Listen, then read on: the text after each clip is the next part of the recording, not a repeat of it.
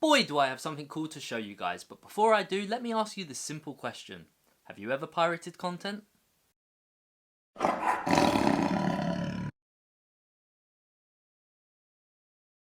Ever since I started making videos about physical media on this channel, I have had people in the comment section reveal to me that they neither buy physical or stream. Instead, these individuals choose to illegally download their content via torrents and other means. Now obviously I cannot condone this myself, and I in no way want to encourage others to do so. However, it is clear that when there is a means to do so, many will take the option over what they are being offered by the studios. So, what is media piracy? Media piracy refers to the illegal distribution of digital media without permission or license of the content creators.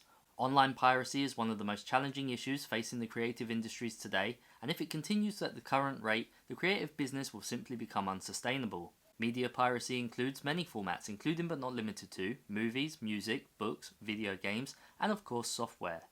Digital piracy is the act of downloading or distributing copyrighted material and intellectual property without paying for it, and it most certainly is an illegal act with many consequences. After all, digital piracy is a violation of federal copyright law, and it can result in steep fines or even cases of imprisonment. To put it simply, digital piracy is just theft. Digital piracy costs companies billions of dollars each year, however it is not just about financial loss. So why do people pirate? Well, let's first acknowledge that not everyone who uses the internet is a computer pirate. Most people do actually abide by the law and pay for the content and software that they use. However, some users believe that software, movies, music and games should be freely available. Others do so out of financial hardship, but like I said before, it is not always about the money. So let's take a look at some of the reasons why people have given me over the years for why they sail the digital seas. Reason number one, and the most common reason for digital piracy, is just simply the unwillingness to pay. People just want things for free. And in this digital age of torrent websites and point-to-point sharing, it makes it all the more easier for anyone to download what it is they're looking for within only a few minutes. Reason number two, in many cases people download illegally just due to financial hardship. They simply cannot afford to buy the product, and if items were cheaper and thus more affordable, many would happily purchase legally. Reason number three, another common reason is the belief that companies have enough money already, which to me just sounds ridiculous. Yes, companies do indeed earn plenty of money, but it is just that, they earned it. Reason number four, some people do it out of financial gain. Hackers, for example, download pirated content with the intention of reselling it and thus making a profit. And so it's also worth noting here that some of these hackers and social engineers might indeed use pirated content in order to spread malware and infect the user's system for further gains at a later date.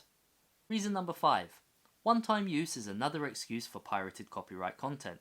Many users may just want to see if a movie is any good before they go to watch it at the theatres or indeed buy it on disc. Similarly, they may want to download software to run a singular task, and after using it that one time, may delete or uninstall the software forever. And so that brings us to our final reason, reason number six. Some people just do not see digital piracy as theft. They do not view digital content the same way that they do something physical, and thus think it's okay. Now, like I have said already at the beginning of the video, I am not here to tell you guys what to do. If you choose to pirate your content, that's on you. However, it would be wrong for me not to include some of the consequences of digital piracy.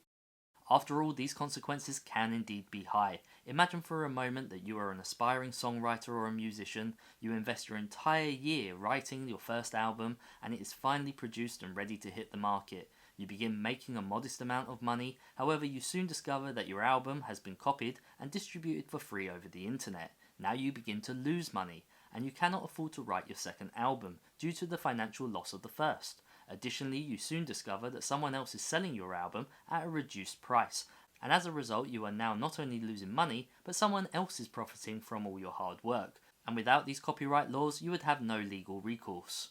It just isn't fair to the people that have worked so hard to create that content. Whether the individual is small or big, it really doesn't matter. But now, for the fun part.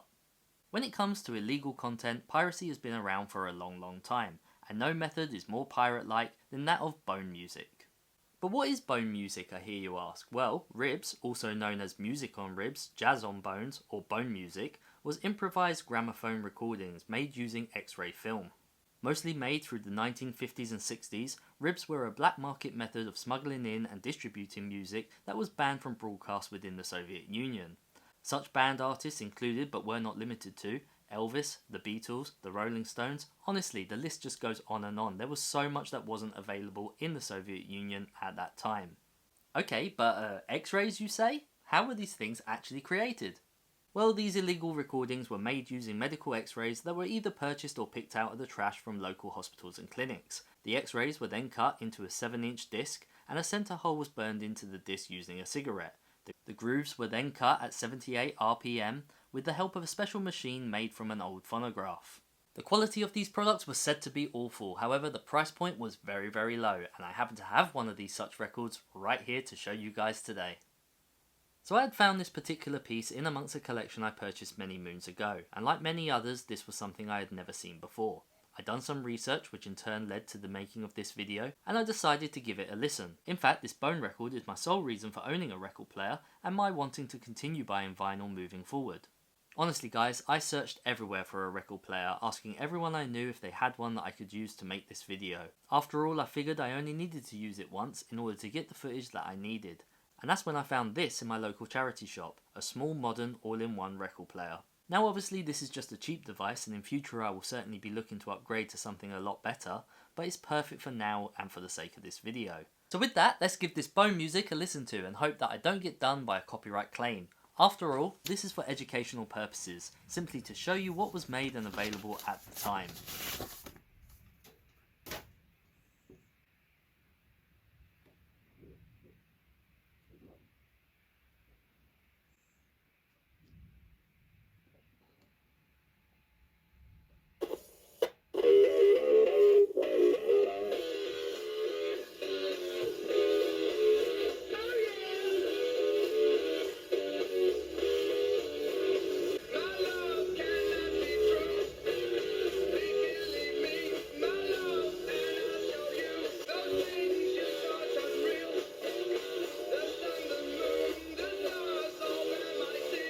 So there you have it, that's bone music, and though it sounds awful, it's an important piece of history and something that I will forever keep within my collection. But what do you guys think? Did you know anything about these records? Do you own any within your collection yourself? Let me know down in that comment section below, and as always, thanks for watching.